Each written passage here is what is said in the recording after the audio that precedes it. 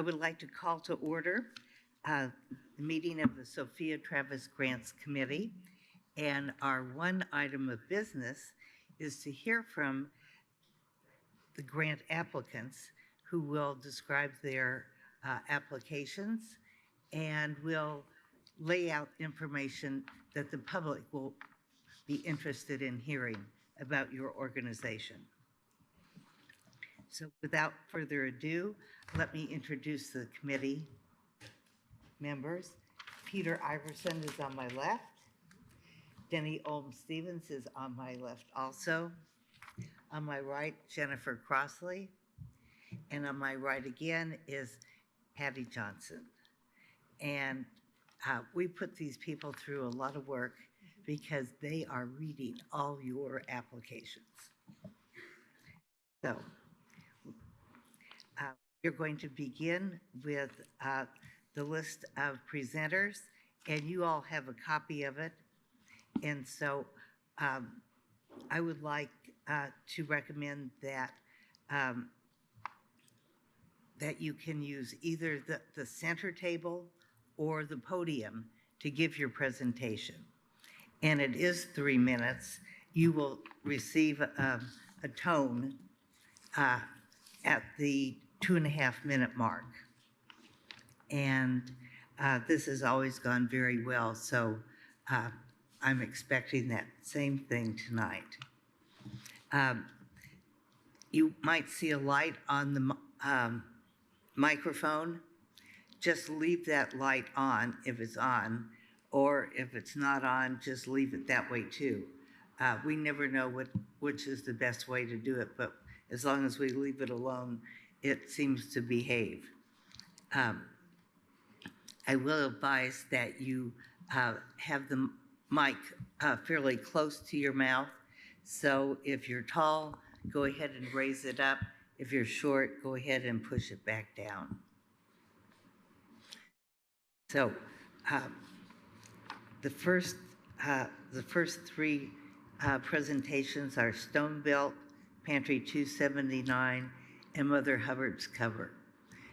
Shall we begin, please?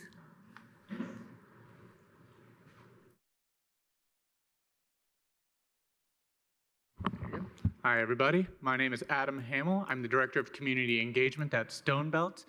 And I will try and keep this short because while I'm the first, I know what it's like to be the 42nd person here. So for those of you who don't know Stone Belt, it is our mission in partnership with the community to prepare, empower, and support individuals with disabilities and their families to fully participate in the life of the community. Stone Belt started in 1959 with 9 families who wanted a better future for their children. At that time, there was no free and public education offered to children with developmental disabilities. We now serve 1,100 people throughout South Central Indiana, and many of which live here in Bloomington. We provide residential supports, nursing, employment supports, as well as employment fundamentals, which is what I'll be talking about today.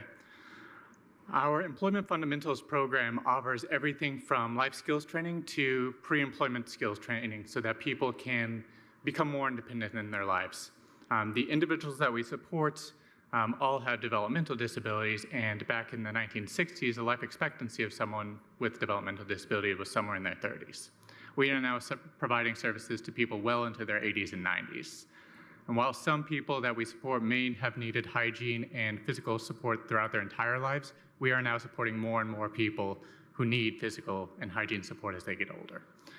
In our Employment Fundamentals program, we do have one adult changing table, but as we're serving more people who have more physically demanding needs and people who are older, we are finding that we need another changing table. And the only type of changing table that both supports the weight of the folks that we provide services to and has the proper length is the VersaMobile high-low changing table, which we are asking the Sophia Travis Committee to fund us $3,000 to purchase such table. I appreciate your consideration. Thank you. Thank you. Pantry 279 and Mother Hubbard's Cover. Go ahead and come and sit on the bench here if you're number 3. And come on. And then we'll be ready for, to move with taking less time to walk to the podium. Hello. Hello. I just want to thank you for the opportunity and for your time here today. My name is Tracy Ayala. I am the Delivery Director and Volunteer Director at Pantry 279, and this is Logan Spencer. He is my associate at the Pantry. For those of you who don't know about Pantry 279, we were started in 2015 by a Girl Scout troop. Our first month, we served 120 families, which is roughly 600 people. Today, Pantry 279 serves over 61,200 unduplicated clients each year. 72% of our guests live in Monroe County. 80% of our guests are the working poor. Others served include older adults, disabled individuals, grandparents raising grandchildren. Our community partners either pick up food from our pantry or we deliver food to their facilities to serve their clients. This includes elderly and disabled adults and children, as well as some drug rehab facilities and helping out our unhoused neighbors here in Bloomington. Pantry 279 operates a holistic, low-barrier food pantry, distributing food items, household items, health and beauty items, and other basic necessities for individuals living in South Central Indiana. We are now located in Bloomington. It was Ellettsville up until a year ago. We really strive to reduce the stigma of coming to a food pantry by being low barrier, not asking a whole lot of information about financial situations or anything like that. We really do focus on just feeding people. Our delivery program especially has increased in numbers within the last 3 months. It's almost doubled. And the deliveries that we send out to people are mostly elderly, disabled, people who are ill, people who don't have transportation. So we applied for this grant in hopes that we could get some funds to purchase more food items. I know inflation is hitting everyone right now, and our donations are at an all-time low, and our lines just keep getting longer and longer. Right now, people are focused on helping us with our Thanksgiving food program, which is awesome, but that creates an issue with our regular donations and our regular distribution and the food that we have for our delivery program. So that's what we're here for today. Thank you. Thank you. Mother Hubbard's Cupboard.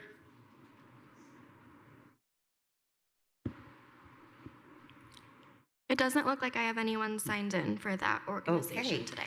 Let's move to the next three on the list. Tandem, Bloomington Developmental Learning Center, and Lotus. If you would come up to the bench in the area, that will be great, and that will help us move along. I do not have anything for those three either. He did not come? That's interesting. Everybody's hand is up on Zoom.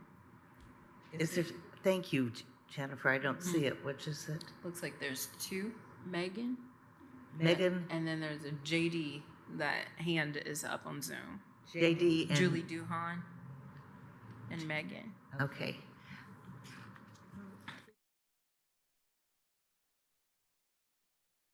Hi, this is Julie Duhan from Tandem. Are you able to see everybody on the Zoom, what organizations we're affiliated with? Yes, there we go. We have you, Julie. Thank you. Okay. Tandem is a hub for perinatal and reproductive services and resources in our community, from midwifery-led gynecology care and period equity programs to prenatal and postpartum medical care, postpartum doula services, and community programming. Tandem services are accessible for all, regardless of ability to pay. In January of 2023, we launched our Mental Health in Pregnancy and Postpartum Support Group, thanks to being a sub-awardee of IU Health's DMHA Community Catalyst Grant. Because of this funding, we were able to launch our support groups at absolutely no cost to our clients. In the last 21 months, we've completed intakes on almost 60 clients and have about 25 current clients actively attending either the in-person or virtual weekly mental health groups. Some of these clients joined the program in pregnancy and are now celebrating their baby's first birthdays. With long wait lists for perinatal specific mental health services and the absolute necessity of community, especially in pregnancy and early parenthood, these services meet a critical need. We receive referrals to this group from throughout the community. We all know it takes a village. We are not supposed to parent alone, but not everyone has a readily accessible village. Mental health issues can further isolate parents. When BABS, Bloomington Area Birth Services, operated in Bloomington, it closed in 2015, it offered many classes and support groups for families, and I still meet adults in Bloomington with grown or nearly grown kids who met their best parent friends at BABS and have remained friends to this day. We see these kinds of friendships and connections forming out of this group at Tandem now. It is known that adequate support lowers rates of depression, anxiety, and post-traumatic stress symptoms, and additionally improves parents' ability to nurture and consistently parent their children. Perinatal mood and anxiety disorders affect as many as 1 in 5 birthing people and 1 in 10 partners. My personal history with perinatal PTSD is one reason why I founded Tandem. I know my child's first year would have been improved without her mother crying daily and experiencing traumatic flashbacks. Our groups also become a stepping stone to access additional Tandem and community resources, allowing us to further broaden our client support networks. I'd like to leave you with a few quotes from clients who hope to see these support groups continue. The Tandem Mental Health Group has changed my life. I have friends and support I wouldn't have found without it. It changed the course of my parenting and my child's life as well. The support group has helped me realize that it's okay to not be okay and that I have a newfound community of friends cheering me on every step of the way. Tears come to my eyes in gratefulness. Really beautiful people have gotten me through the hardest part of my life. We hope that the Sophia Travis Committee will help us fund this essential service so we can keep barriers low and the group free. We know that serving new parents helps break cycles of adversity, reducing adverse childhood experiences and yielding positive health repercussions for those parents and their children for decades to come. We're so grateful for your support. We hope you'll help us fund this service that is uniquely offered by Tandem to our community. Thank you.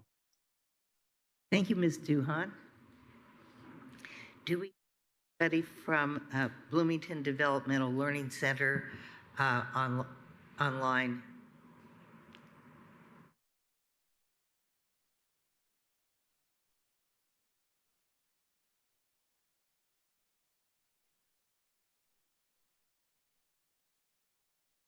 Checking it out. They are. Mm-hmm. Who is it? It's Megan. Okay, thank you. PSD, could you make Megan Betts? Pardon? You should be good, Megan.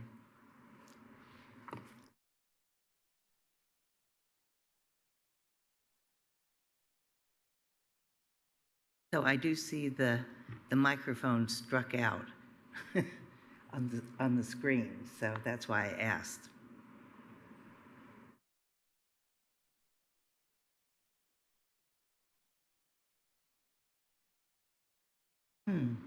She's speaking now, but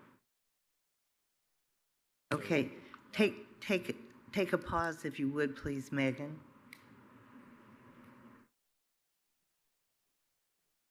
And she is muted according to the screen that we're looking at.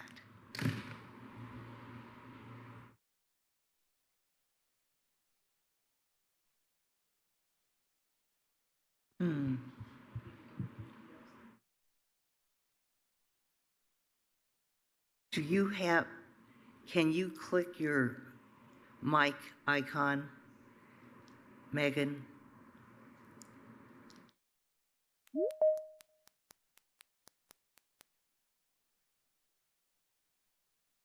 Okay.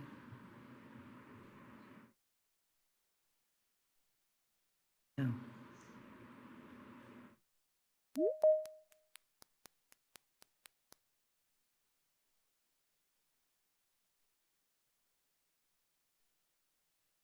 Can we hear her?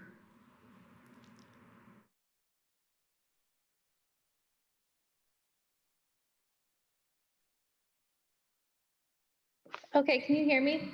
We can hear you. Wonderful. The Please, miracle. please Are you proceed. ready for me?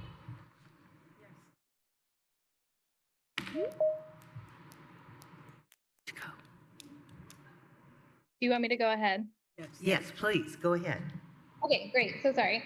Hello, I am Megan Betts, CEO at Mother Hubbard's Cupboard, also known as the Hub. Thank you for hearing from us this evening and for your longtime support. We really appreciate it.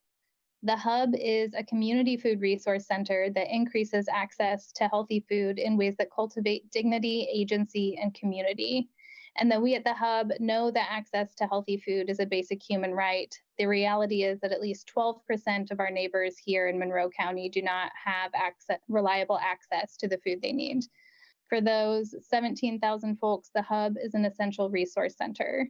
To date this year, our low barrier client choice food pantry has served over 70,000 duplicated individuals from over 23,000 households. While these numbers are staggering, for the first time since COVID, demand is stabilizing. After several years of double-digit growth, we expect to host a number of pantry visits comparable to 2023. While we're relieved to have a pause in increased demand, we're alarmed by the elevated numbers that we're holding at, particularly when we look at responses to our annual patron survey. In 2023, 24% of respondents said they get most or all of their food from the Hub. 64% of respondents shared that they have shopped at the Hub for more than 1 year. For many, the experience of food insecurity is persistent, and we aim to minimize its impact, particularly as those receiving our services are populations disproportionately experiencing poverty and food insecurity. 25% are BIPOC, while just 15% of the county's population is BIPOC. 35% of respondents identify as disabled, while an estimated 13% of the general population have disabilities. And we receive the greatest number of requests for targeted support from households with children and elderly individuals living on fixed incomes. We dedicate much of our time at the Hub to going beyond the moment of immediate need to minimize the impact of experiencing food insecurity through building well-resourced, asset-oriented, nourishing relationships. But today I'm here to focus on the baseline that allows us to have those conversations. As you know from our application, the Hub has requested $7,000 in pantry support. Funding will directly support increased access to healthy food for our community in 2 ways. First, paying a portion of our 2024 Hoosier Hills Food Bank shared maintenance charge, which remains by far the most cost-effective way for us to bring in a range of grocery items to the pantry. We request $6,000 for this need, covering several months' invoices and thousands of pounds of food. Second, providing bus passes for our patrons to reduce the barrier of transportation access that many of our patrons face. As we continue to hear from patrons that transportation is a leading barrier to accessing our pantry, we have raised our request for funds to purchase bus tickets to $1,000 in an effort to keep pace with demand. And that is what I have for you this evening. Thanks so much. Thank you. Our next presentation, Bloomington Developmental Learning Center. Is there anyone here or online?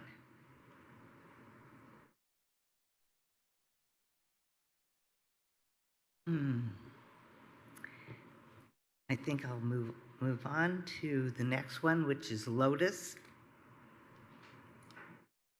Anyone here from Lotus? In person or online? We're moving along. Next is Amethyst House, followed by Grace Center, followed by St. Vincent de Paul. And these will, we're glad to have you here. Thank you. We had some gaps in our schedule. Welcome. Welcome, thank you. Can you hear me? I'm trying to Yes. make sure I'm right in the right spot. Good? Yes. Excellent.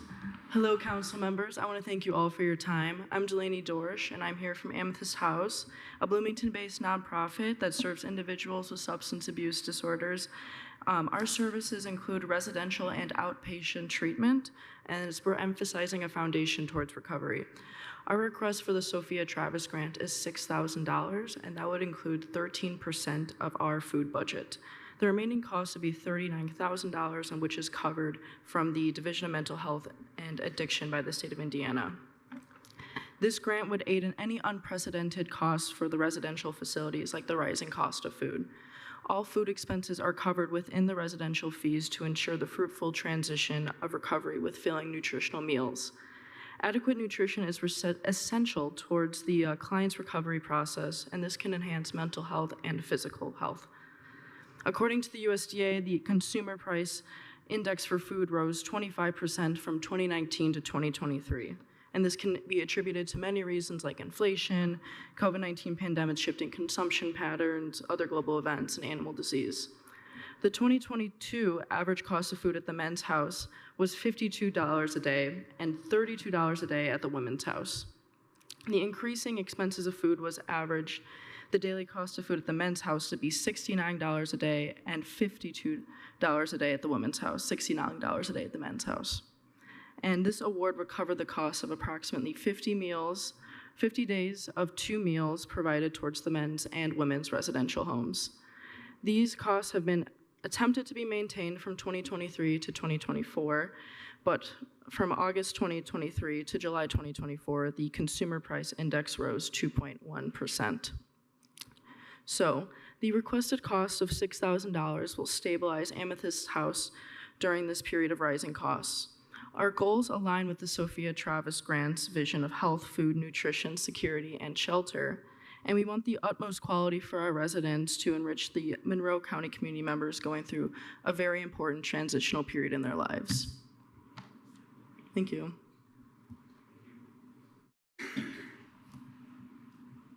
That was quick. Thank you. Sweet. Next, we'll hear from Grace Center.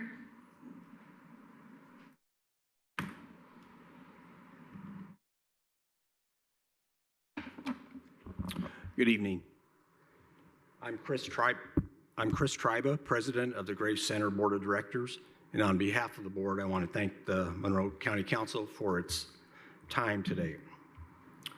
Grace Center received 501c3 status in March of 2006, and later that year the food pantry began serving Clear Creek, Indian Creek, and Polk Townships in southern Monroe County. Our facility is located in Harrodsburg, where we work from a small space serving about 1,550 households per year, or 30 to 35 on a weekly basis. Grace Center has a long-standing commitment to providing nutritious food to our neighbor clients. This rural area of the county faces some similar issues as larger communities like Bloomington and Bedford. Our clients struggle with food insecurity and typically have limited access to convenient grocery stores. For them, Grace Center has become a reliable and convenient source. To meet operating needs, our pantry relies on monetary and food donations from local churches, organizations, businesses, even some clubs, and as well as individuals. Food items from Hoosier Hills Food Bank as well, and grants including previous allocations of the Sophia Travis Community Service Grant. Our longstanding goal is to offer nutritious foods, including milk, eggs, bread, in addition to meat and other proteins, boxed and canned goods, and fresh produce whenever possible. Grace Center's mission extends beyond food to encouraging social interaction. On any given Thursday, during weekly pantry hours, it's common to see extended conversations between among our volunteers and clients. And speaking of our volunteers, they generously dedicate more than 950 hours of service each year. With that, we submit this year's applications for assistance with assistance for food purchases for 2025. And we truly appreciate the vital role the Monroe County Council has played into the ongoing sustainability of our pantry. On behalf of the board, sincerely thank you for your time this evening and consideration of our grant application. Thank you. Thank you, Grace Center. Next, we'll hear from St. Vincent de Paul. Hello, my name's Scott Alber. I'm president of the St. Vincent de Paul Society here in Bloomington, and we certainly appreciate all the help that the Sophia Travis Grant has given us in the past. We only come when we have a special need. This year, our all-volunteer agency, organization, I should say, we are finding that we are being asked to help a lot of the other agencies in town. They come to rely on us as stopgap measures because we provide financial assistance and we provide furniture assistance. What we are finding this year is one of the things we find very much in need is helping people get beds for their children and their families. We've actually gotten mattresses this year, but what we don't have is bed frames. We are running at about a 30% deficit to mattresses that we can provide that don't have either bed frames or box springs. So what we are asking for a grant this year is a grant to buy 200 bed frames. And that would basically be 150 hybrid frames that don't require box springs. And then sometimes we do get box springs, but then we just do universal frames. So what we're asking for is 200 frames. And just to show you how fast we go, we used our own funds to buy 40 frames. Well, actually 60 total, but 40 got delivered at the end of August. Those frames are already gone. So we have a huge need. We would really appreciate you consider our application to buy 200. That would help leverage all the bed donations, all the mattresses donations we get. And that also helps us to keep from giving our general funds, which we use for rent and utilities. So we really appreciate your consideration. Thank you. Thank you, St. Vincent de Paul. Next, we'll hear from El Centro Comunal Latino, followed by the Chamber of Commerce and Susie's Place. And I'm going to make one change to the schedule in order to accommodate somebody whose schedule is challenged by having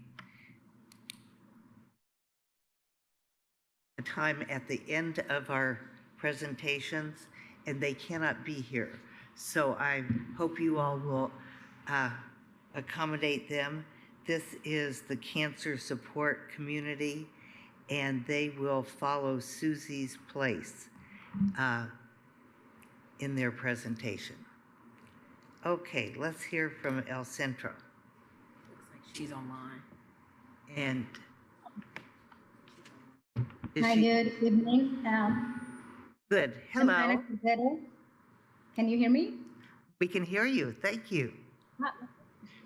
Well, thank you for this opportunity. Well, the Centro Comunal Latino is a grassroots community-based nonprofit organization that seeks to provide an accessible and safe space for all Latinos with a focus on Spanish-speaking people to find information, access to resources, and a place to hold community events.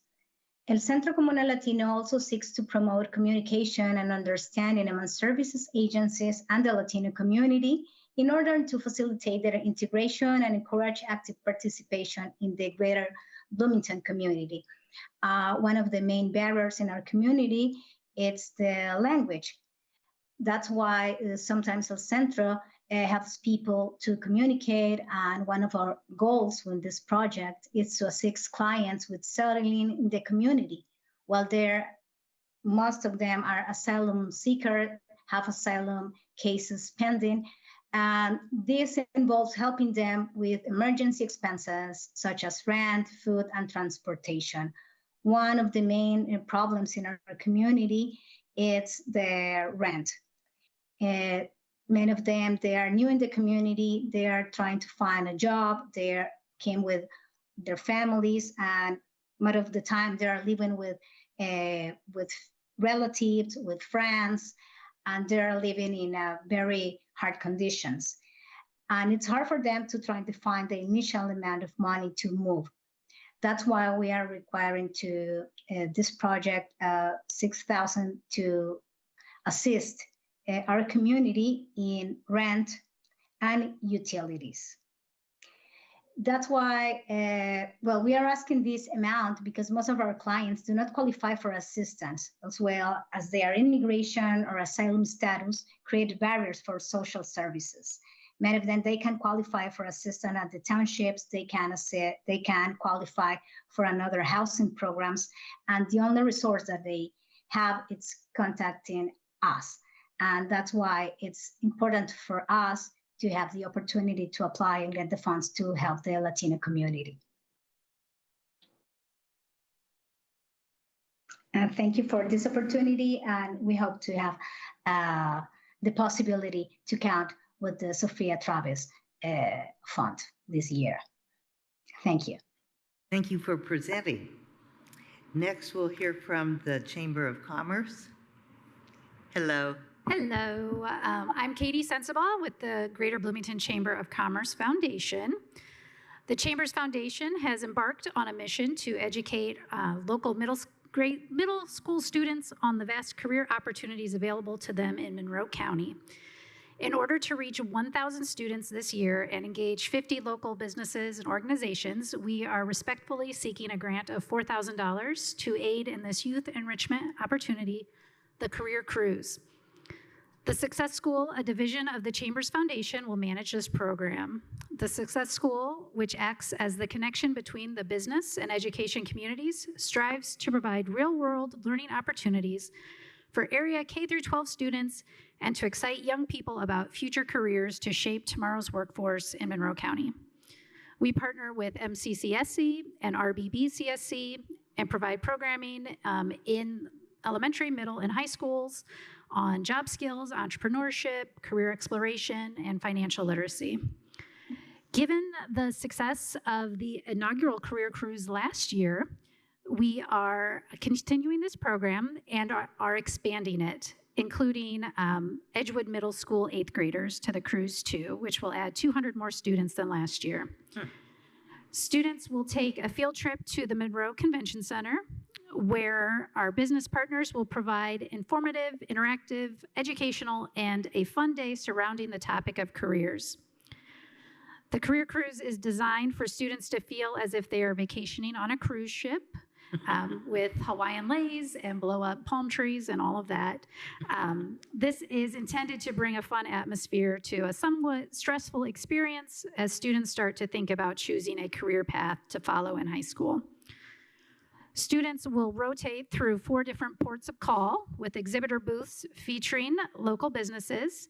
And the overall idea of the day is to give these middle schoolers an idea of what kind of jobs will be available to them after they graduate high school or potentially after even college, especially if they choose to stay here and live in Monroe County. By the end of the cruise, students will have gained knowledge from over 50 businesses on jobs in our area and have a good understanding of the education requirements and skills needed to be successful in that career. The grant money will be used to offset venue costs as well as the cruise-themed decor and drawstring bags for students to carry items and informational sheets with them. The Chamber is so appreciative of the Sophia Travis Community Service Grants Program and all it does for our community. The support from this grant has allowed us to expand our programs in the past and provide future experiences to students in our area. Thank you for your consideration, and we look forward to seeing where this event will go. Thank you, Katie. Next, we'll hear from Susie's Place. Good evening. My name is Rebecca Bauer, and I'm a forensic interviewer at Susie's Place Child Advocacy Centers. I work out of our Bloomington Center, but we also have locations in Avon and in Terre Haute. We use a multidisciplinary approach to investigate reported crimes against children.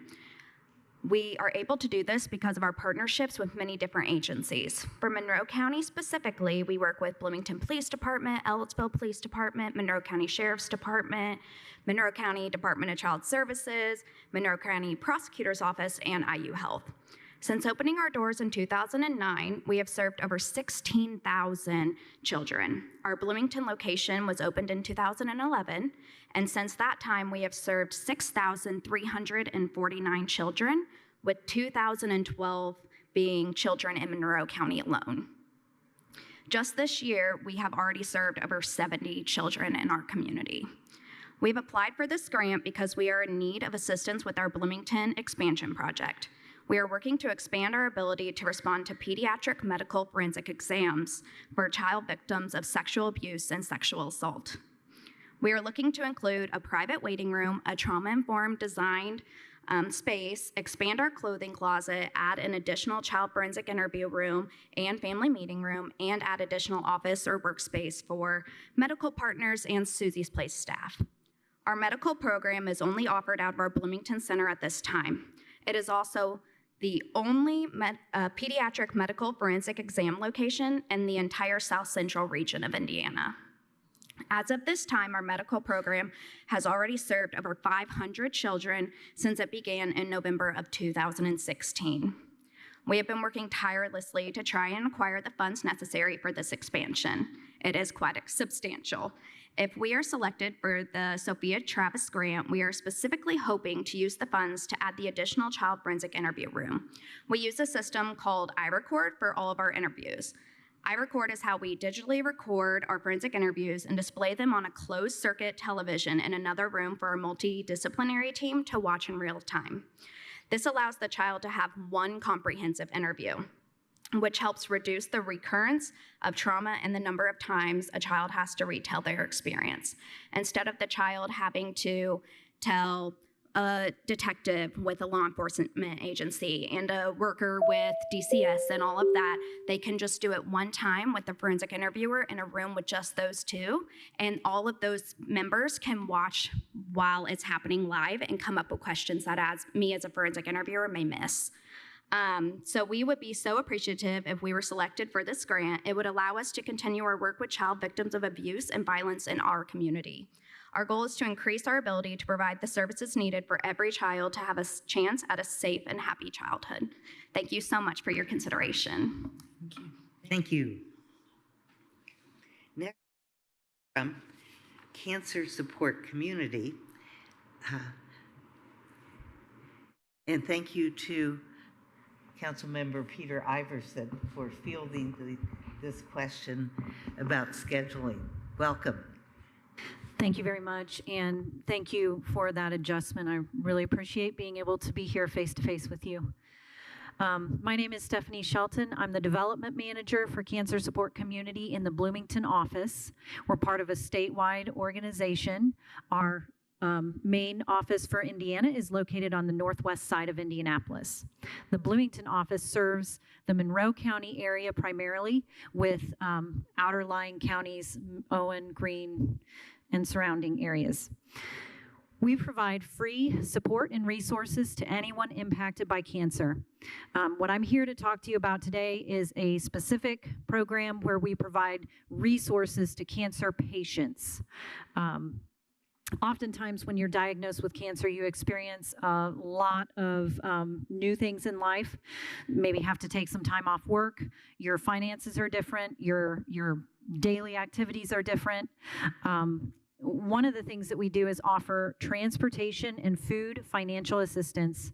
So we'll provide a grocery gift card and a gas gift card to a cancer patient who needs help in an emergent time in their treatment cycle. This can be even a small amount can make an extremely big difference.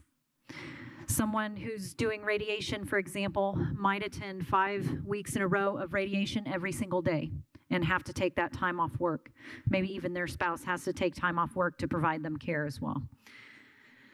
So we are requesting $8,000 to purchase food and transportation assistance. These would be grocery and gas gift cards. There's some administrative cost to that in terms of postage and just reviewing the applications.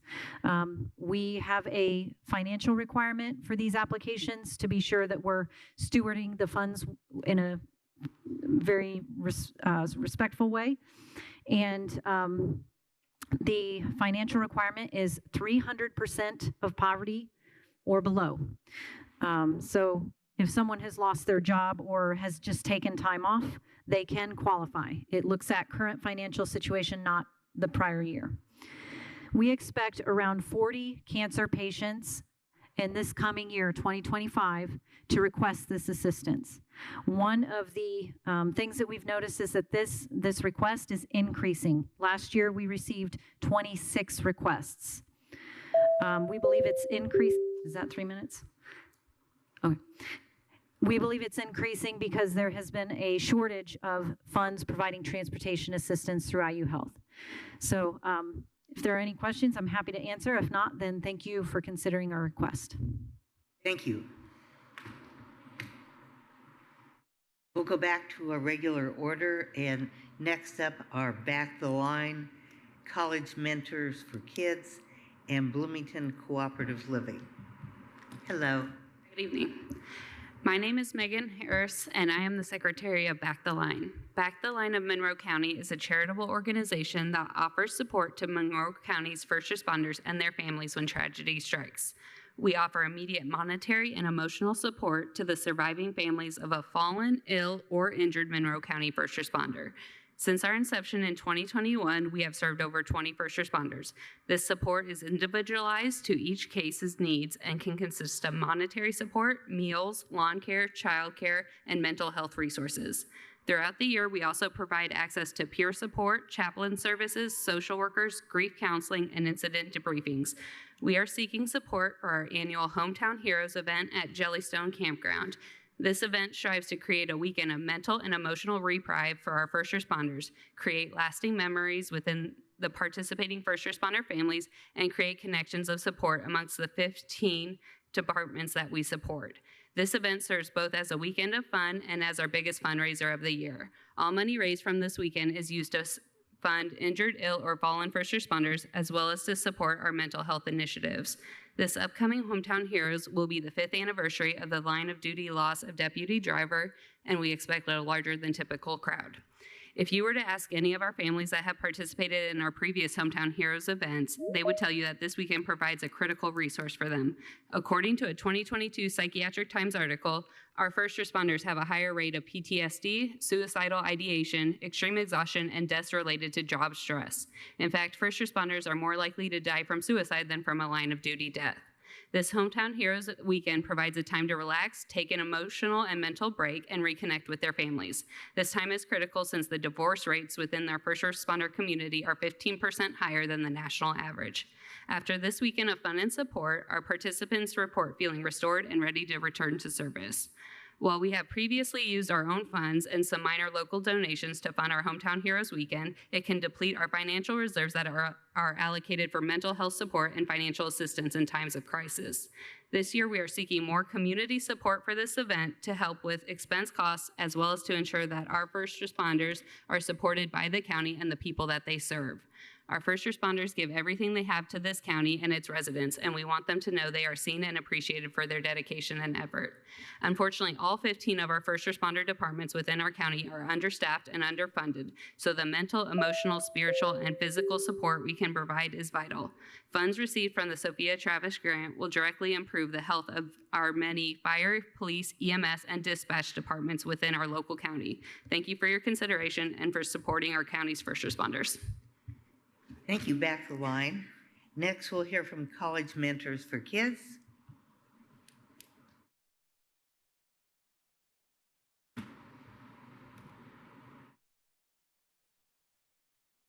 We do have 2 hands raised online. Okay.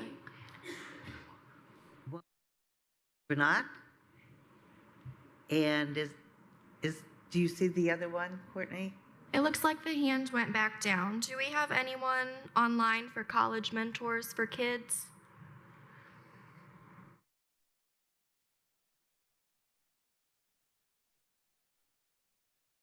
It looks like the other presenter is from CJAM, so I don't think we have anyone Right. for this item. Okay, let's move on to Bloomington Cooperative Living. Hello. Oh, way too short. Okay. Can you hear me? Yes. Okay. Hi, my name is Leslie Kosenko. Good evening to distinguished counselors, the fellow nonprofits, and members of the community. I'm honored to speak today for Bloomington Cooperative Living, or BCL, which is a nonprofit dedicated to building both inclusive and affordable housing through a cooperative shared living model. BCL is requesting $5,737 for immediate repairs needed to fix a combined kitchen and dining space at one of our largest houses, which houses 20 residents. This repair will help us maintain a safe physical environment, which I will explain in a bit. The need for affordable housing in our community is urgent. Monroe County ranks 7th in the nation for cost-burdened renters, with approximately 52% of renters spending more than a third of their income on housing. This has a ripple effect on their ability to cover other essentials like healthcare, education, and even groceries, let alone creating a personal savings account. Cooperative living alleviates this pressure by offering a stable and supportive environment where members can thrive both financially and socially. We want people who live and work in Bloomington to stay in Bloomington. BCL exists to address the need for affordable housing, and we believe that our cooperative model is a powerful way to create this stability, community engagement, and equity for low-income individuals and families. Since 2007, BCL has transformed from a student-led organization passionate about cooperative living to an organization as 3 owned homes and 2 rented homes in the downtown Bloomington area. Among these homes are individuals like me who work at local nonprofits, students, and most importantly, individuals and families working and living in Bloomington. Our residents come from diversity of ages, from infant to elderly, many different cultural backgrounds with many different languages, and a great many members of the LGBTQ+ community. We support each other with complete inclusivity. Cooperative housing is unique because it empowers residents, and not just as tenants, but as stakeholders for where they live. Every member has a voice in decisions and shared responsibilities. In this day of isolation, community is now more important than ever. The Trellis at 921 West 9th Street, for which we are seeking funding, has 18 rooms, including 2 suites for families. The suites include 2 bedrooms, a bathroom, and a private shared living space.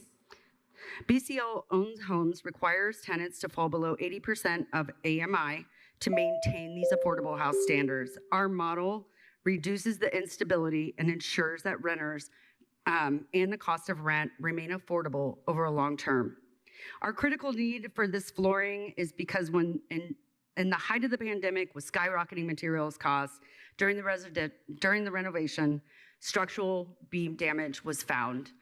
We stayed within our budget then, but to be quite honest, it has put the vinyl flooring past the point of no return. Now the flooring needs replaced with hardwood to maintain structural integrity. We appreciate the support of the Sophia's Travis Grant, and thank you for listening and our consideration. This is our first time applying, so excuse me, I'm a little nervous.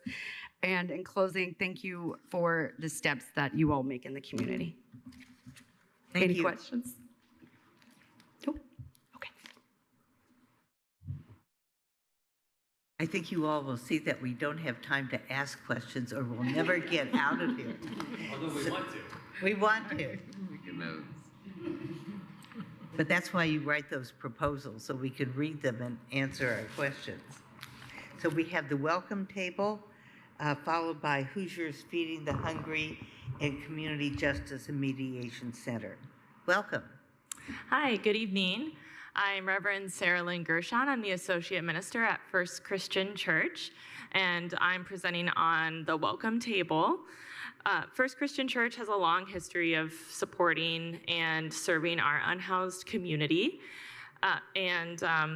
When a few years ago, the welcome table was started in our building, when Shalom Center closed on the weekends. It started organically. We noticed that some of our congregants who were unhoused were coming earlier to church because they didn't have any other place to be and were hungry. So we had a member who started buying cereal and milk, and then other members who started donating. Word spread, more people came, and soon our coffee fellowship hour was bursting to the seams. So we moved the breakfast upstairs in our great hall and started trying to budget for it. Our goal is to serve healthy and filling and delicious food. We want to show our diners that we value them and believe they deserve to eat the same kind of food that I eat in the morning with my kids. So we usually serve items like hard-boiled eggs, milk, cereal, oatmeal, fruit, peanut butter and jelly, cheese, and deli meats.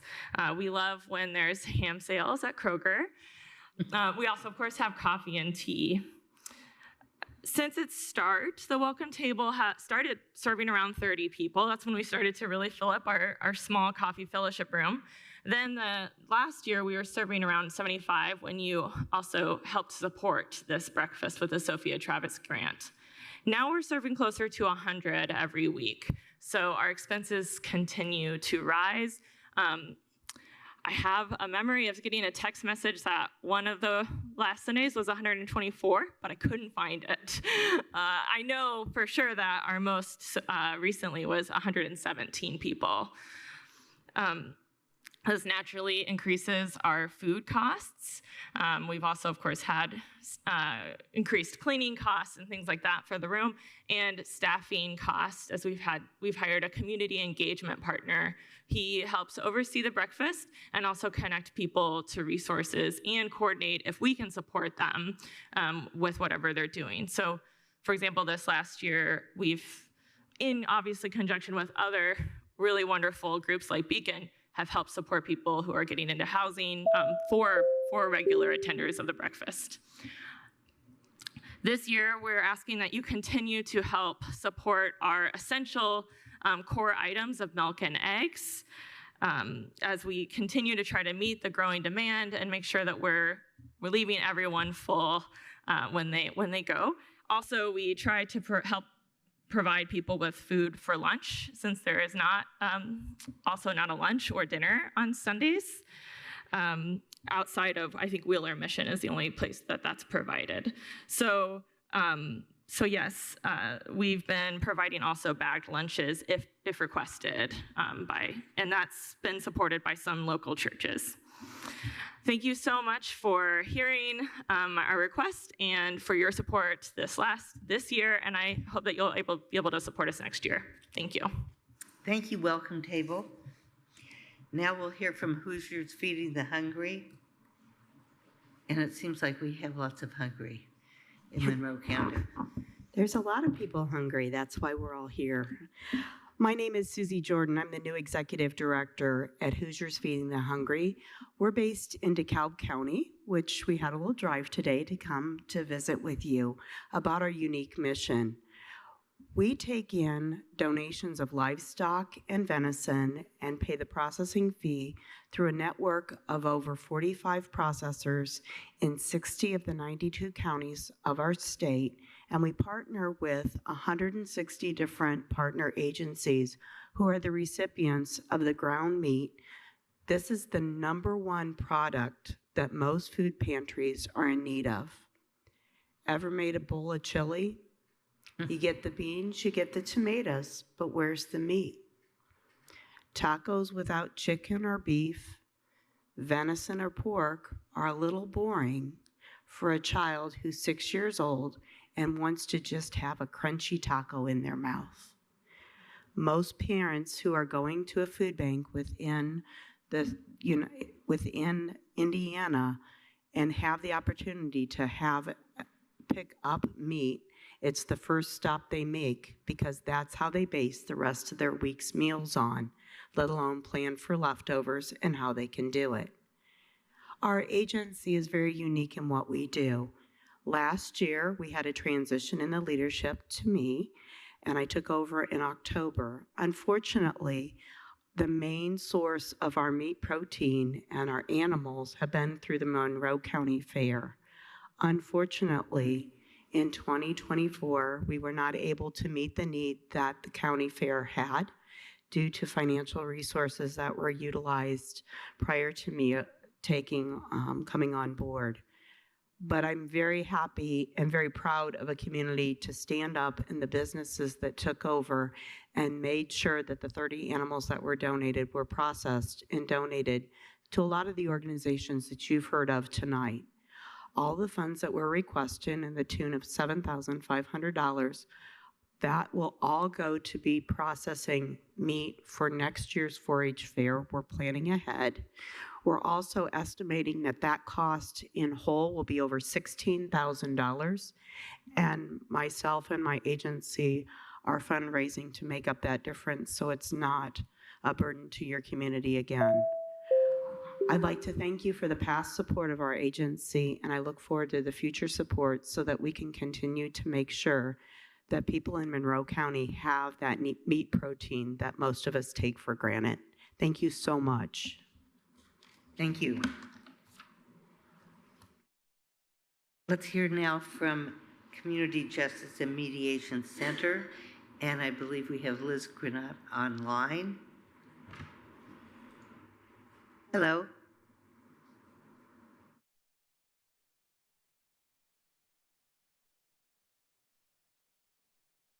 I'm trying.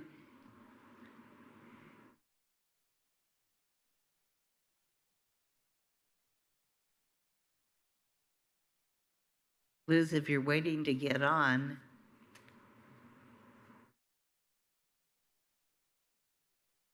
our technical services know that you're there. She's been promoted. Do you have the ability to use your mic, Ms. Granat? If you could type in chat.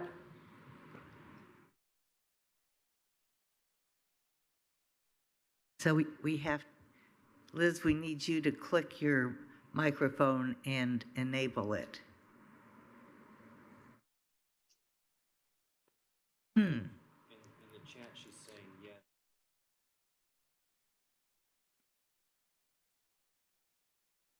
And who? TSD. Okay.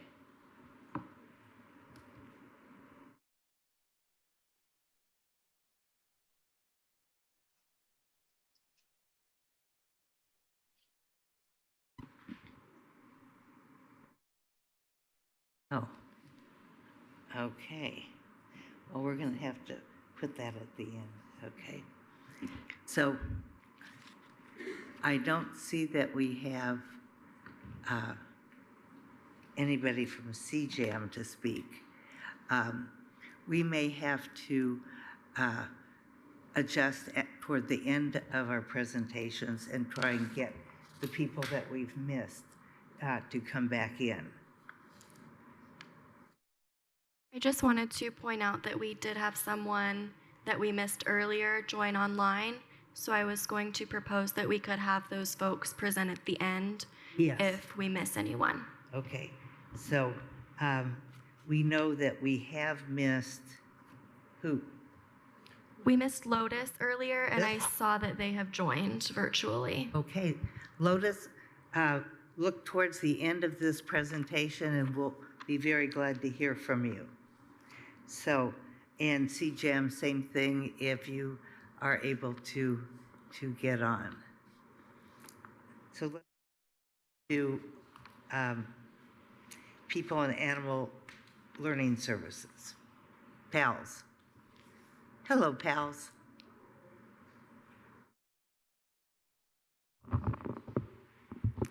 Good evening, everybody.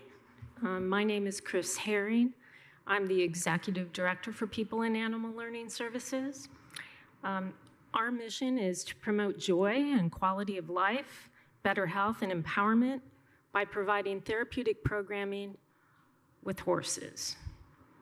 For over 24 years, PALS has been a leader in equine-assisted services in the Bloomington community. We're best known for our adaptive riding programs.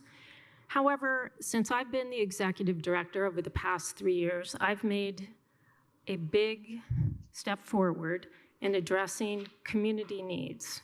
We've expanded our mission to tackle broader issues such as mental health access, social connection, and crime prevention. Today, I'd like to highlight our Valiant Strides program, which is a new program designed to support veterans and first responders. These men and women face immense challenges like post-traumatic stress, anxiety, depression, and risk of suicide. Through our equine-assisted curriculum, we introduce principles of natural horsemanship to help them build trust, respect, collaboration in their personal and professional lives. With our equine partners, participants learned the value of finesse over force, cooperation over control. This helps them better manage stress, regulate emotions, and separate work life from home life. By empowering them to thrive, we're helping our entire community to become stronger and more resilient. The benefits include renewed energy and focus, building community and a social network, fellowship and support. Lesson themes include leadership, mutual respect, clear communication, and collaboration. We're requesting $5,500 to provide 20 hours of programming for 20 to 50 veterans. These funds will cover horses, equipment, instructors, and overhead. We receive referrals from organizations like Joining Forces, Veterans Court, VA clinics, to ensure that we're reaching those who need our services. By supporting our veterans and first responders, we're equipping them to handle everyday challenges and continue serving our communities to their highest levels. Thank you for your consideration. Thank you. Let's hear now from Bloomington Refugee Support Network. Did I miss? Good evening. Can you hear me? Okay, thank you. And it looks like they are ready to speak to us. Welcome. Welcome. Thank you. Good evening, committee members. Can you hear We me? think you're ready to speak to us, but I don't know how our system is doing. Oop.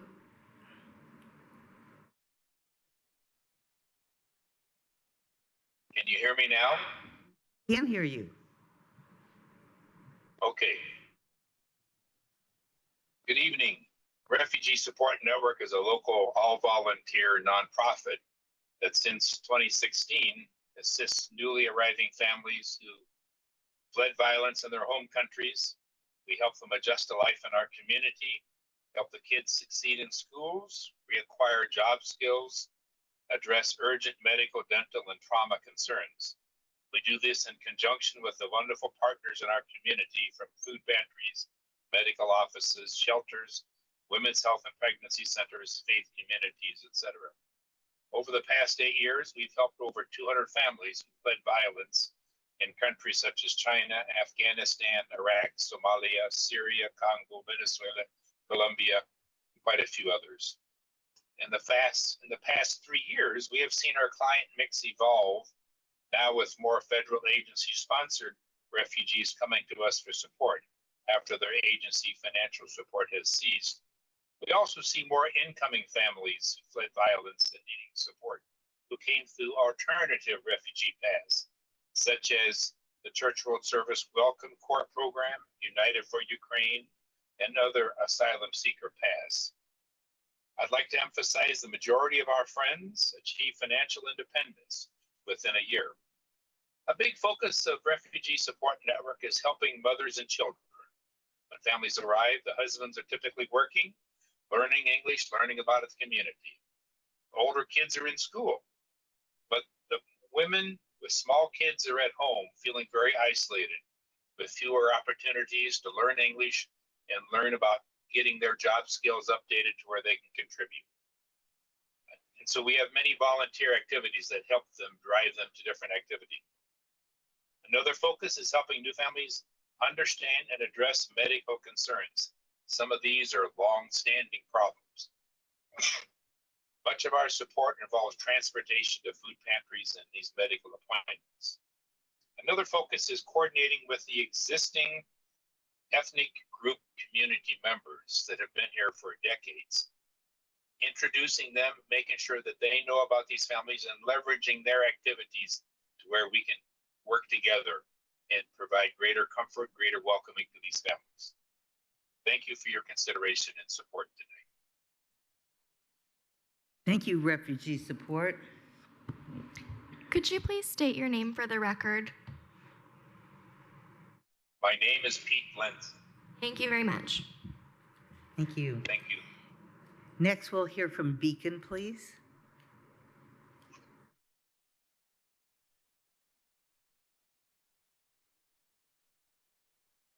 Hello, my name is Amy Kendall, and I'm the Development Director at Beacon.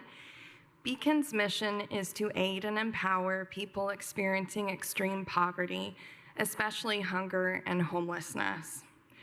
It's come time for us to have some new equipment for our hunger relief program, Phil's Kitchen, which is one of our 6 programs.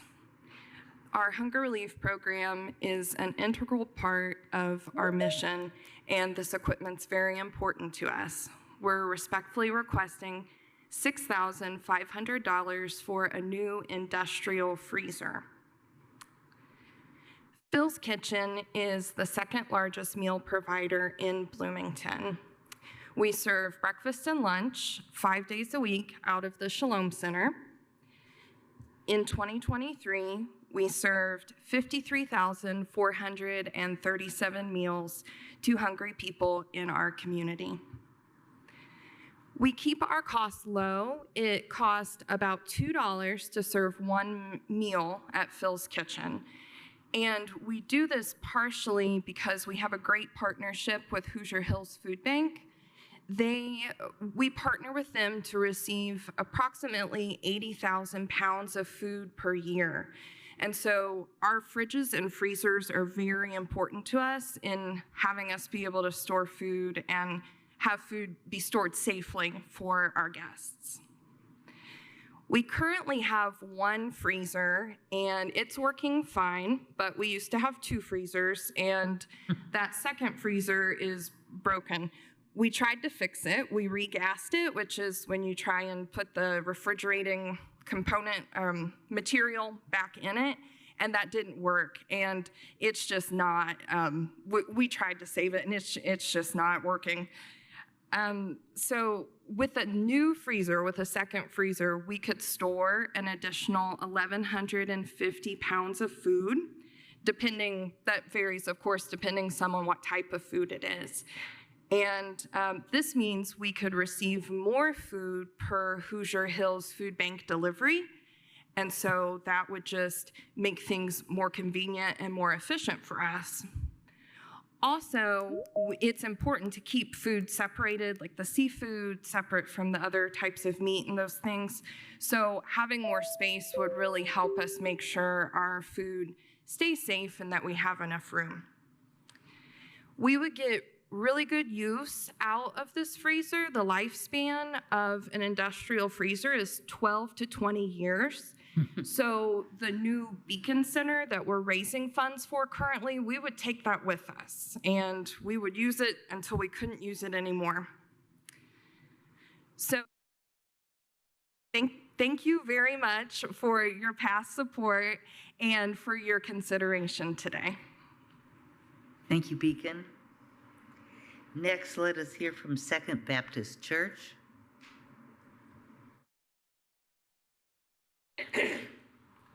Good evening, members of the council. My name is Martha Chamberlain, and I'm the chairperson of the grant committee at SBC Bloomington. I have with me Ms. Doris Sim, who's also a member of the committee. Feed the Needy Food Pantry program is housed in the historic Second Baptist Church located on the corner of 8th and Rogers Street in the near west side community of Bloomington. The mission of the church food pantry is to lessen food insecurity for low-income family, unhoused resident, and those that may be temporarily experience food insecurity. The food pantry has been a lifeline for many of the west side residents who do not have access to transportation and can walk to the church to the pantry. The pantry serves an average of 120 patrons per month, with peak time near the end of the month when families tend to run low or out of food. The pantry is largely supported by financial donation and semi-annual food drive among the Second Baptist Church members. Additionally, through a partnership with the Hoosier Hill Food Bank, SBC is able to secure food items to support the pantry. Due to ever-increasing food prices, the food pantry has slowly become a mainstay for many families' ability to eat. One of the goals of the pantry is to purchase food that are nutritionally balanced. Purchasing fresh protein items such as chicken or turkey is not always possible due to the cost, and most of the protein value distributed at the pantry comes in a can. And so, however, protein is needed to keep food nutritionally balanced. So we're really asking for money to buy meat items. As the price of food continues to increase, the food insecurity need also increase, and the demand on the food pantry also increase.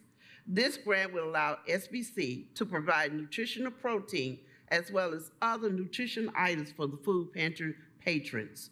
Funds are also being requested to purchase non-perishable items such as can openers for the can opener for unhoused people, since everything we have in our pantry is in a can and they don't have a can open. Other things like personal items like toilet tissue, soap, things of that nature. We are asking for those things as well. Anything relating to hygiene as well. Additional funds, we're also asking for additional funds to purchase a large freezer or refrigerator to store milk, egg, juice, and other protein items we might buy. It is the hope that SBC will be awarded this grant to aid the pantry and continue to feed the most vulnerable in our community and to grow our pantry to meet the need within the city of Bloomington and the Monroe County area. Thank you all so very much for your time.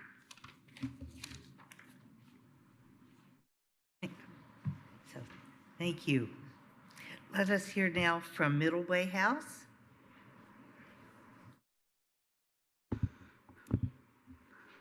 Good evening. My name is Chloe Timmons, and I am our grants manager at Middle Way House. I just want to take a moment to thank you all for this opportunity to speak to you about our organization and its needs. Middle Way House seeks to end domestic violence, sexual assault, and human trafficking in the lives of all people. We do so through community prevention programming, social service, and education. We provide several different services to survivors, including emergency shelter, 24/7 crisis intervention services, and on-scene advocacy, legal advocacy, permanent supportive housing, and prevention programming. Each program plays an essential role in working towards our mission.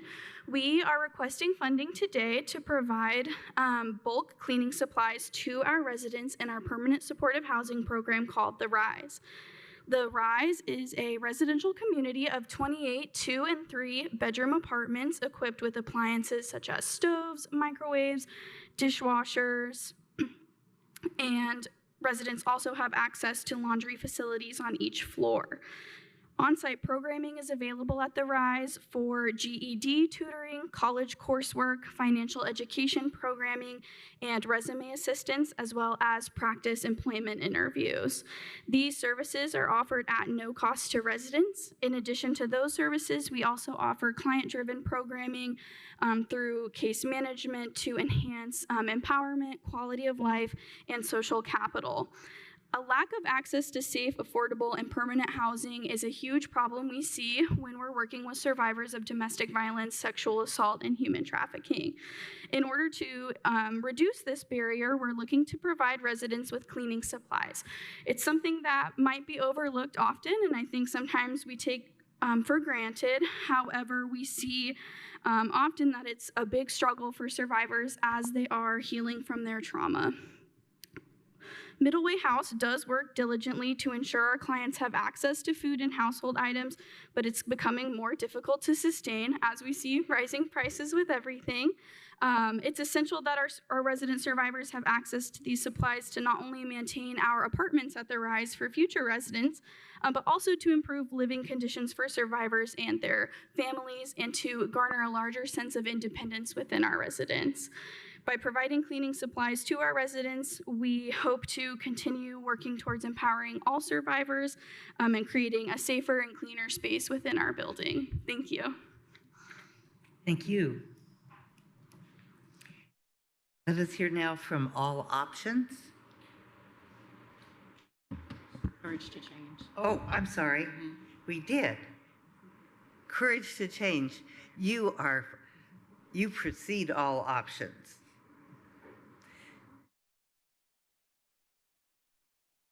Yeah, I do.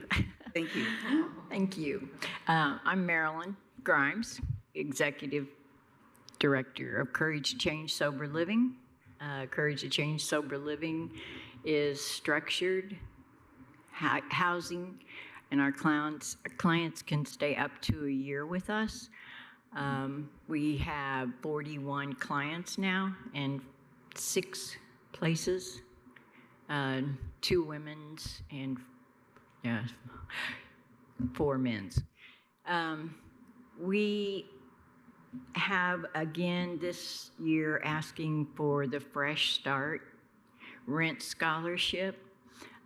This enables, most of our clients are coming out of the criminal justice system, and they come to us with nothing, pretty much no money and no job.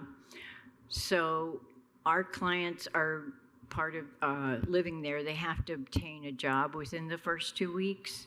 And so with consideration to that, we give them the first 2 weeks from this grant. If someone comes to us and doesn't need it, they can use it at another time. We give out 36 of the grants from this, and we have a couple of other that we work with. Sober Joe's gives us money for grant scholarships also. But if something happens to where they got, sometimes when they're in drug court, mental health court, they'll do something minor, but they actually make them sit in jail, and they can sit up to a week, and then that cuts into their finances, not being able to work. So they can use that grant for that to keep them on target so that they don't have the stress of trying to figure out how they're going to do it. So I thank you for letting me come here and present to you today.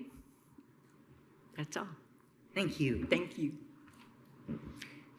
I did get an email from All Options shortly before the meeting. Unfortunately, their presenter isn't feeling well, so they won't make it this evening. You're not going to make it? No. I'm sorry. Okay. Next would be New Leaf, New Life. Hi, my name is Stacy Flynn, and I'm the new executive director of New Leaf, New Life.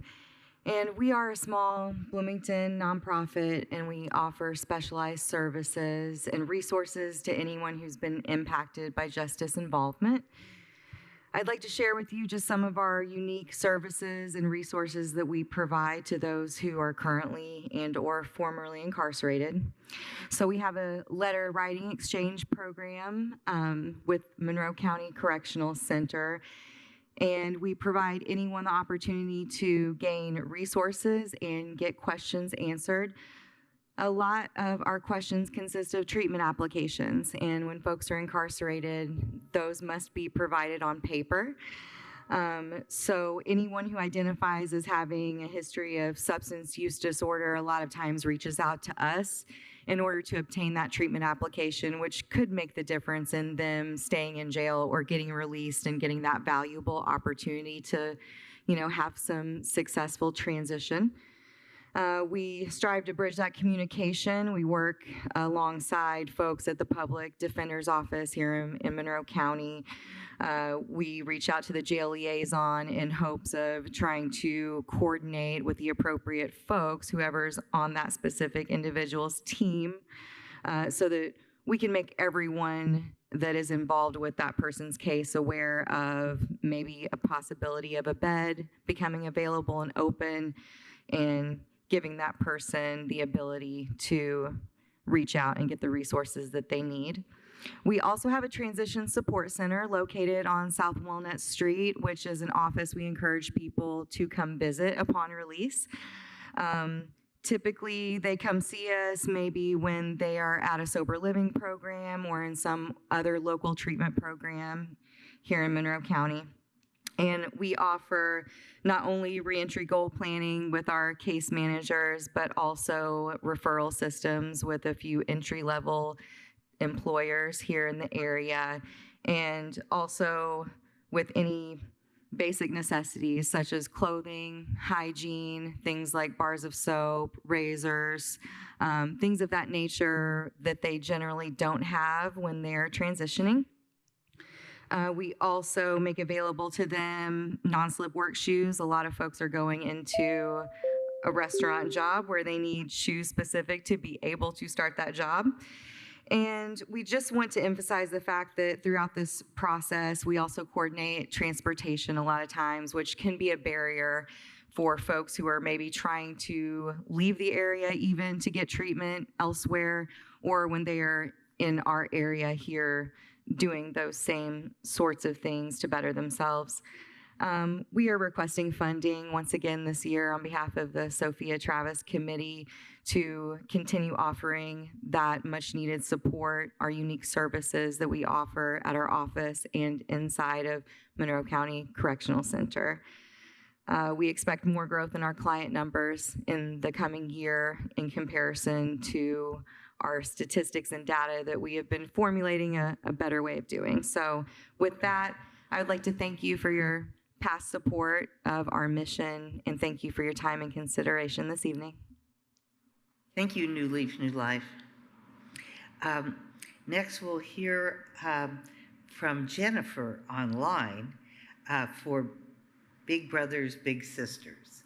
And it looks Can you guys like, hear me okay? Oh, I think we're ready to go, Jennifer. All right, I'm quick at it. Can you tell? So you guys can hear me good though? We're ready. Okay. So thank you first of all for your time today. I appreciate it. My name is Jennifer Quick Cook. I'm the CEO of Big Brothers Big Sisters of South Central Indiana. And at Big Brothers Big Sisters, we help children realize their potential and build their futures by creating and supporting one-to-one mentoring relationships. Today, we're asking for support as we're growing in our site-based program, which pairs youth facing personal and academic challenges with trained mentors in the schools. These relationships are fully monitored and supported by our team monthly to ensure that we adhere to strict child safety guidelines through a structured and secured Salesforce platform. This technology really helps monitor our safety measures, our goals and outcomes, and helps track those match relationships that we have within the school system.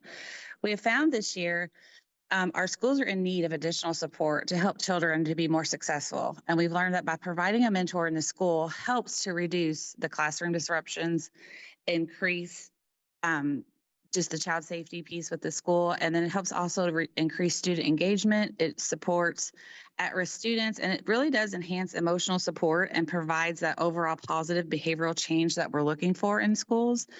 We provide this program free to our parents, matches, and the schools.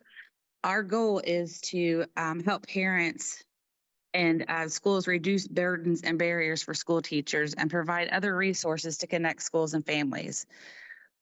Our goal, and we aim to enhance the overall educational experience for students while reducing teacher stress and contributing to a more effective and supportive learning environment. Currently, we are in 3 schools in Monroe County, and we have the opportunity to grow that within about 6 or 7 more schools. And in addition to that, working and partnering together with those schools to help find those mentors and help support the students in the classroom. And I just want to thank you guys for your time today, and I appreciate it. Thank you. We will hear next from Wheeler Mission. We have someone here? I don't have anyone signed in. Okay. And I don't see anyone online. Let us know if there's something different there. Okay, moving to Planned Parenthood next.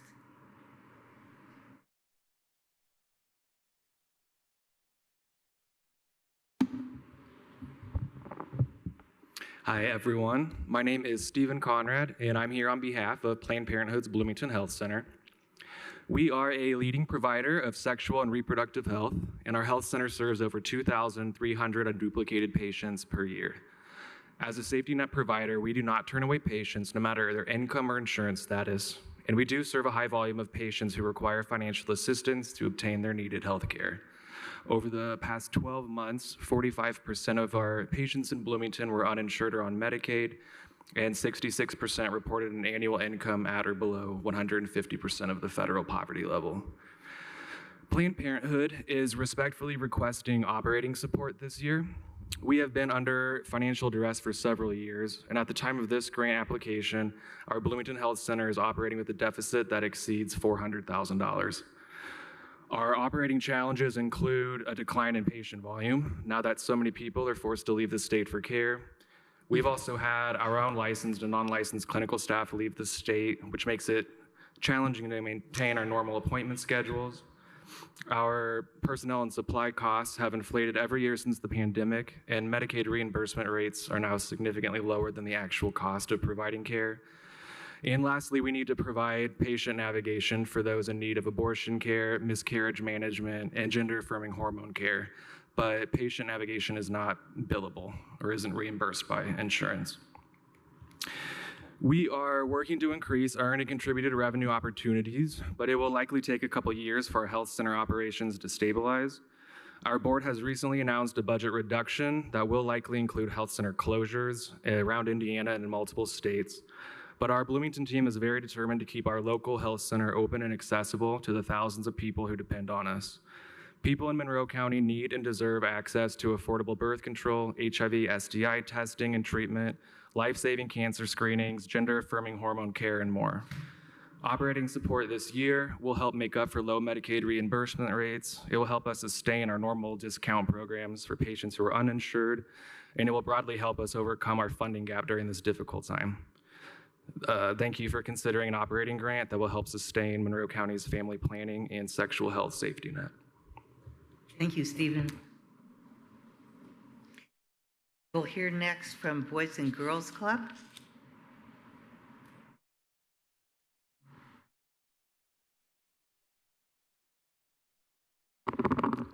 Hi, good evening. My name is Leslie Absher. I'm the Vice President of Resource Development at the Boys and Girls Clubs of Bloomington. We have 2 locations in town and 1 in Ellettsville. This request is specifically for our Ellettsville Club. We serve about 200 kids every single day after school in our Ellettsville Club. We've got about 750 registered members, so we could see as many as 750 kids over the course of a year after school. The Boys and Girls Club provides after-school care until 7 o'clock. We provide care all day long in the summer, on fall breaks, winter breaks, spring break. We charge only $20 a year. So we rely on the community to fill that gap. It actually costs us about $750 a child to serve them all year long, but we don't pass that cost on to our families because we don't want it to be a barrier for them to come to our clubs. About half of our kids are from low-income families. At the Ellettsville Club, it's about 37% from low-income families and probably wouldn't be able to afford that cost if we passed it on to them. So this request is for $10,000 for our snack program at the Ellettsville Club, which we will likely have to get rid of if we can't find funding for. Funding, as you've heard from other agencies for food, has become difficult since the pandemic. Our Ellettsville Club does not qualify for other local supports in Monroe County. So we get funding and free snacks from Hoosier Hills and our friends at Community Kitchen for our Ferguson, Crestmont, and Lincoln Street clubs. But we do not get those snacks at Ellettsville, so we have to pay out of pocket for the Ellettsville snacks. We have some really interesting partnerships built, and so we can get a snack for about 25 cents that has fruit and vegetable and grain and protein, which is a really affordable cost. We found vendors that are willing to kind of give us the cost without charging a markup, but we still need funds to buy those snacks. Have you ever heard of the word hangry? Oh, yeah. Oh, yeah. So hungry and angry, right? Have you ever seen 200 kids walk into a building hangry after school? I hope that you never have to see that, and I hope for my staff we don't have to see that either, but that day may be coming if we can't find funding for our snacks. We try to give our kids every single opportunity to grow and thrive when they're in our buildings. Those kids walk in, and the first thing they want to do is let out some energy and steam from school, so they play and they run around, and the second thing they want to do is eat. And so we want to be able to provide them those snacks, and on Friday holidays. We also give them dinners and send them home with food for the weekends as well, which a lot of kids and families take advantage of, and this is included in this request as well. And so we're really thankful to be able to feed those kids. They can then get into tutoring and homework help, and they can play and exercise and do other things at Boys and Girls Club because they've been fed, and they're not so frustrated or disappointed in themselves when they struggle at something that they're doing. If they're fed, they can focus on what's in front of them. They don't have to focus on the fact that they're hungry. So this is a really significant request for us, and a unique time for us to make this kind of a request, which we normally would have this funded, but we really appreciate the consideration of this request specifically this year for our Ellettsville kids. Thank you very much. Thank you. Thank you, Leslie. Let us hear now from Catholic Charities. I don't have anyone signed in for this organization or the next organization in person. Then we'll hear from Monroe County Humane Association, assuming someone's here. Oh, we have someone. Hello.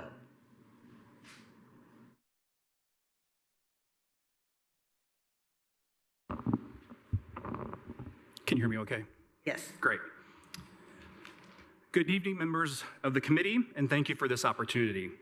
I'm Andrew Krebs, Executive Director of Monroe County Humane Association, and I'm here to speak about our Pet Food Pantry program, which plays a critical role in keeping hungry pets fed, out of our shelter, and with their families. All of MCHA's programs and services focus on keeping families together. A few of those include our Pet Food Pantry, veterinary clinic, vaccine clinics, street outreach, crisis housing, and spay and neuter assistance. Pets are important members of a family, providing emotional support and stability. However, when families face job loss, inflation, medical emergencies, or any other financial crisis, feeding their pets becomes a challenge. Specifically, this program supports pets in low-income families, pets with older owners, those experiencing homelessness or housing stability, and pets whose owners are temporarily unemployed or underemployed. In 2023, we distributed over 25,000 pounds of pet food to more than 1,000 animals from 350 families each month. This year, we're seeing a 150% increase in that demand, equivalent to 38,000 pounds of pet food. Many individuals facing financial struggles often prioritize feeding their pets over themselves, sacrificing their own nutrition to ensure their beloved pets are cared for. Our Pet Food Pantry ensures that pets are fed, allowing owners to focus on feeding themselves and overcoming their financial challenges. Our grant request will allow us to purchase 11,000 pounds of pet food to meet this increased demand. While we receive generous donations, the rise in need means we must seek additional funding and to ensure no pet goes hungry and ultimately stays out of our overburdened animal shelter.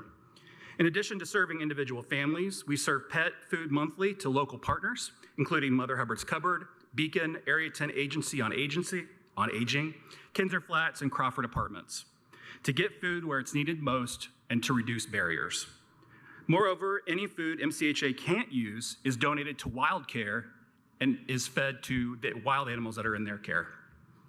Our program not only distributes pet food, but also provides other necessary supplies like cat litter, pet crates, leashes, collars, beds, and even wheelchairs and ramps for those who have mobility issues. Thank you for considering our request. Your support will make a real difference in helping families and their pets stay together during difficult times. We appreciate any amount the committee can designate for this vital program. Thank you for your time. Thank you. We have Chase online for New Hope for Families. Chase, it looks like you are ready to go. Are you ready? Yes. Wonderful. My name is Chris. I'm the Operations Director here at New Hope for Families. Here at New Hope, we try to do two things well. One is provide emergency shelter to families with children who would otherwise sleep outside. And the other thing is to provide high quality early learning. That's birth to 5 education for children. First thing we do is emergency shelter. Families with kids need a place to be until they can move into a new lease, and that's the New Hope Family Shelter. More than 8 in 10 do move into a lease in their name, and they do it on average in 3 months. That would be impossible without our early learning center, because most of the families we serve are young themselves, and they have young kids who aren't old enough for free public school. So they need somewhere to be. So they can use our early learning program for free while they're here. We help people get subsidies so they can stay enrolled even after they move on. That helps them stay stable in their new home. And it connects their children with top quality childcare. The ELC is a level 3 Paths to Quality Early Learning Center. That means excellent. There's only one more superlative level of accreditation above that. Even among high quality and excellent centers, one of our distinctives is that we provide free meals and snacks during the day to our kids. They can drop off as early as 8 o'clock and pick up as late as 5:30, and we feed all the children there for free. Half of the enrollment is reserved for students who are affected by homelessness. Either they've stayed in the shelter or we're using the early learning center so the family does not become homeless. And then the other come off an ordinary wait list. So to keep everybody having a really similar experience, we give everybody the same food, and to make sure that those kids who are coming from particularly chaotic moments in their home life, their families and they don't have to worry about bringing lunch or coming up with the fees or coming up with food. So we are asking for $10,000 to help fund our food program. Not only do we buy a lot of high quality whole foods to satisfy our high standards, we also employ a chef who is able to make the most of all kinds of food, not just inexpensive food that we buy from vendors fresh, but also things from the Hoosier Hills Food Bank and from other donors, and she can whip that all up and put it together in a way that makes sense at scale for all of our kids. I just want to tell you one quick story that I think illustrates how these things work together and the importance of the food program. We had a mom in shelter. She gave birth. She fled her abuser. She gave birth while she was in the shelter, and she was there for just a few months until they were able to pair her with an affordable lease that's based on her income, so she could start fresh with her new baby. And he was enrolled in the Early Learning Center there in his first year of life. A couple weeks after she moved in to her new place, she had a serious mental health crisis, and she needed to be inpatient in the hospital. So DCS helped place the baby with a family member, and they didn't even know that he was enrolled in the Early Learning Center. So just a couple days later, we found out. We got him back enrolled, but she had been breastfeeding. But luckily, we have this free food program, so he was able to get infant formula on the first day that her family member brought him. She was really grateful to know that he was already provided for, and that meant that he could stay in her care for much longer than DCS was hoping. So he didn't have to go into foster care, so she could keep her job, he could have food, and now he's back reunited with his mom after that crisis. So that's just one small way that having safe and stable and nutritious food in the context of early learning is critical for helping these families that we serve stay together. So we hope that y'all will consider our request. As you can see from the budget we provided, we have substantial partial funding, but we need a lot more to make sure that all of the students and children that we serve can have nutritious and reliable meals while they're enrolled. Thank you guys very much. Have a good evening. Thank you. Let us have a presentation now from Girls Rock.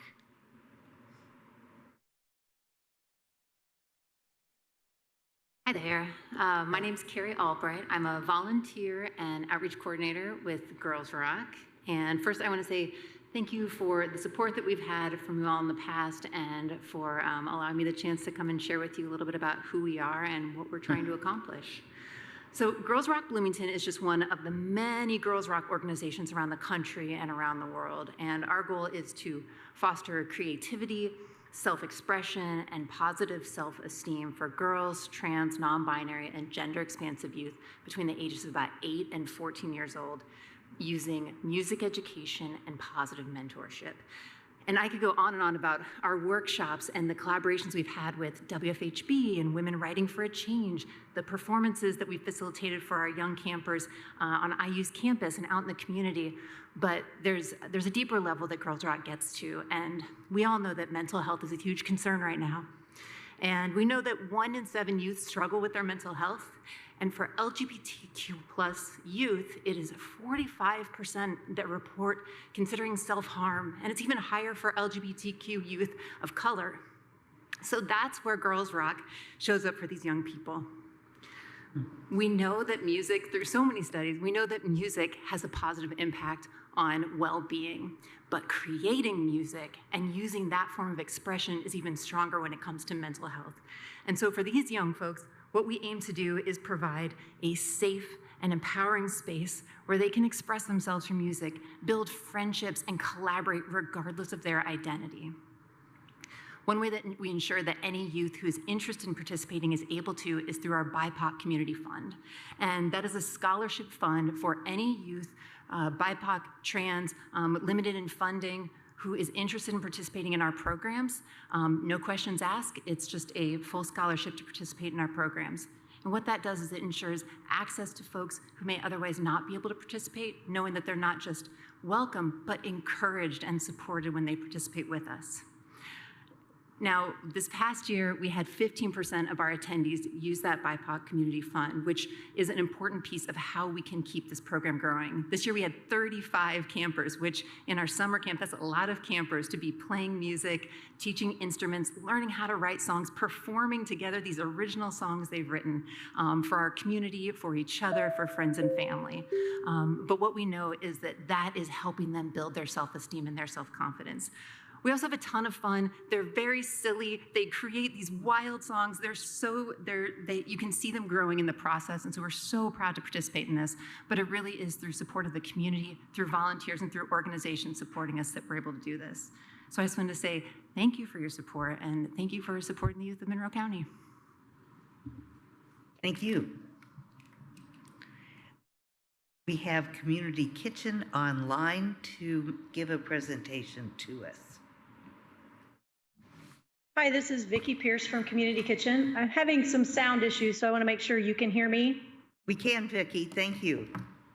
Perfect.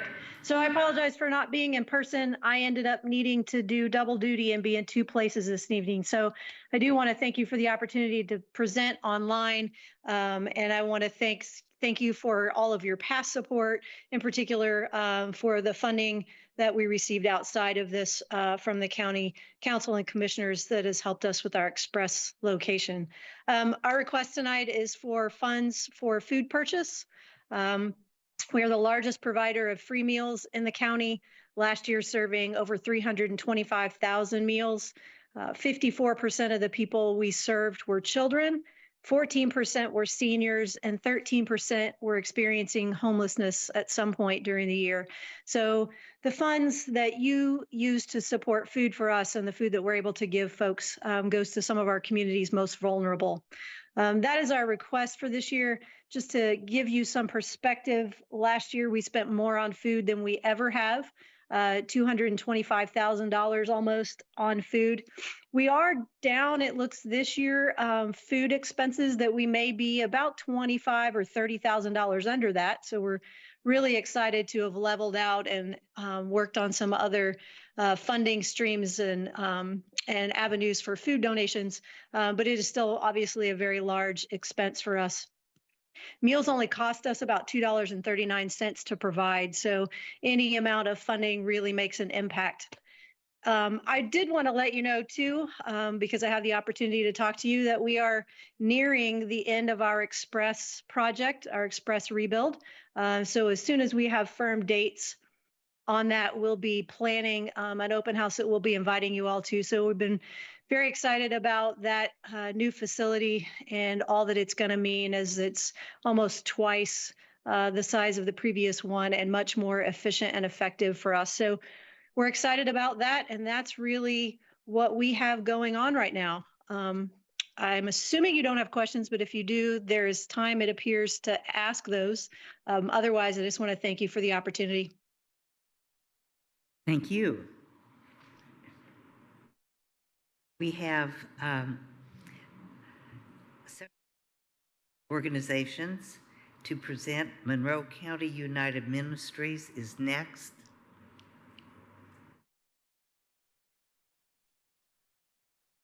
We have anyone?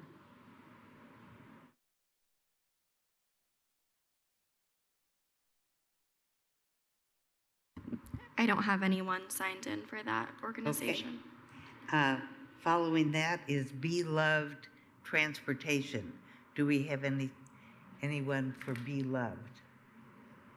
I do not. Hey. And we are approaching the end. And we want to go back and pick up one that we had to skip over. So we have two projects that are collaborative projects. And do we have anyone ready to speak for the CPR project? Very good. Welcome. Hello, I am back. Once again, my name is Chloe Timmons, and I am speaking on behalf of 13 nonprofit organizations within our community who are in search of funding to provide high quality and low cost CPR and first aid training to their staff and volunteers. Thank you for the opportunity to speak to you all again about our mission and our goals. Nonprofits in Bloomington and Monroe County are a vital part of our community, serving diverse populations and addressing a vast range of social issues. Without adequate training, staff and volunteers across nonprofits in our community are not equipped to respond to medical emergencies. Populations served by agencies within our community, individuals with disabilities, survivors of violence, people experiencing homelessness, and many more, are often at higher risk of experiencing these emergencies. This training initiative addresses the critical gap by providing accessible, high-quality CPR and first aid training to organizations who cannot prioritize it. Recognizing this need, I have a list of the 13 organizations within our coalition. It includes Middle Way House, Amethyst House, Big Brothers and Big Sisters of South Central Indiana, Bloomington Creative Glass Center, Bloomington Montessori School, Cancer Support Community, Lotus Education and Arts Foundation, Monroe County History Center, Mother Hubbard's Cupboard, People and Animal Learning Services, Tandem Community Birth Center and Postpartum House, Windfall Dancers, and Wonder Lab. Training will be conducted by CPR B-Town, who is an established provider known for delivering affordable American Heart Association certified courses. This initiative will bring together so many nonprofits in our community that may not otherwise be connected to each other, fostering a collaborative learning environment where individuals can share experiences and learn from one another. The primary goal of our initiative is to enhance the safety and well-being of staff, volunteers, and program participants within Bloomington and Monroe County's nonprofit sector. This project will enhance our organization's capacity to respond to emergencies, protect vulnerable populations, and ultimately save lives by equipping staff and volunteers with life-saving skills. Thank you for your time. Thank you.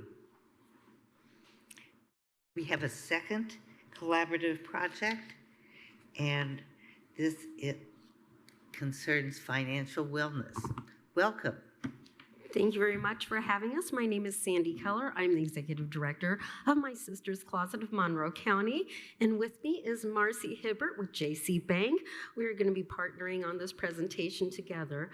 My Sister's Closet is known for helping women find employment by giving them the tools and training they need to succeed. We also, through our Success Institute, teach financial wellness. And part of the financial wellness and security that we teaches them a variety of skill sets, but while we have always done this, we have always had a hard time putting gas in the engine of the women that we are training so that they are able to take hold and actually reach with success. This is a new program for initiative for client programming in cooperation with JC Bank and the shared clients of My Sister's Closet and the male and female clients of Wheeler Mission. This program is designed to be able to help them find a new way to move away from the habits that they've got and create new ones. And our project is called Rounding Up to Support Financial Wellness.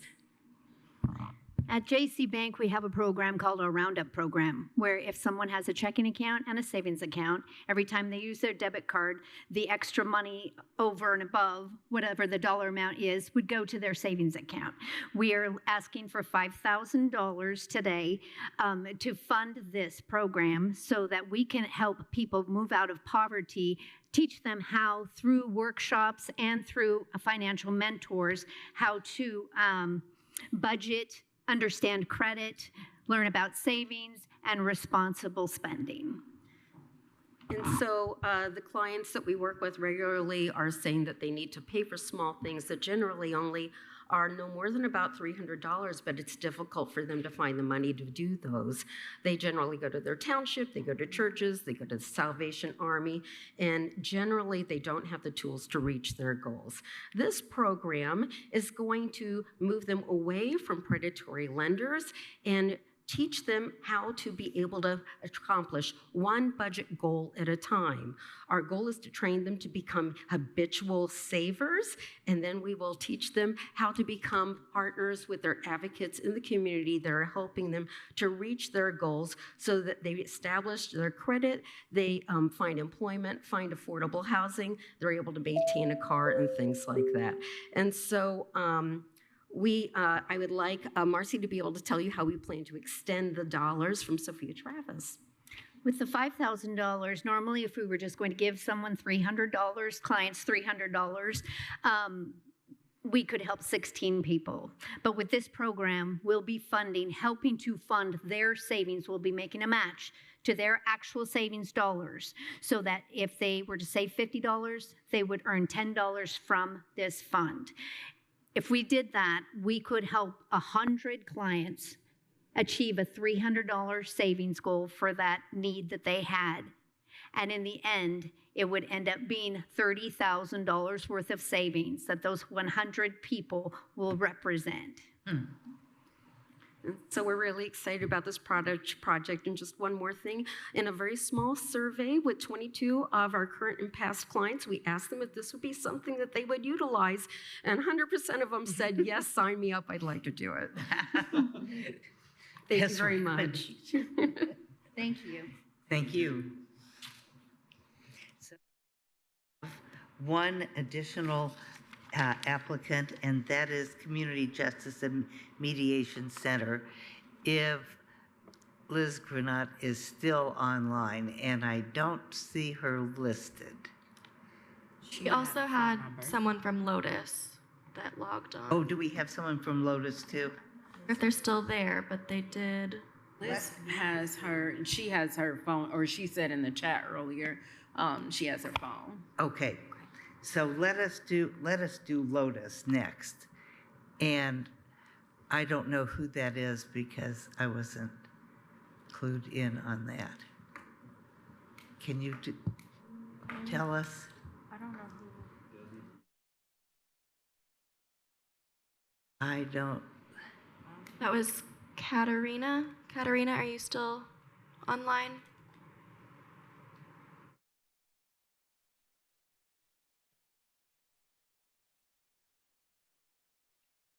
I'm sorry that we don't have Katarina.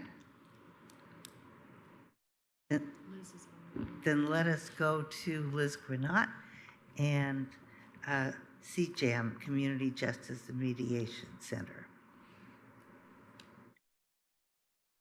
Okay, hi everyone. This is Liz Granat with CJAM. Can you hear me? Yes, we can hear you. Oh, great. So sorry, I don't know why I couldn't get on earlier. Yeah, thanks so much for this opportunity. We're requesting funds to support training, scholarships, programs, supplies, and outreach materials.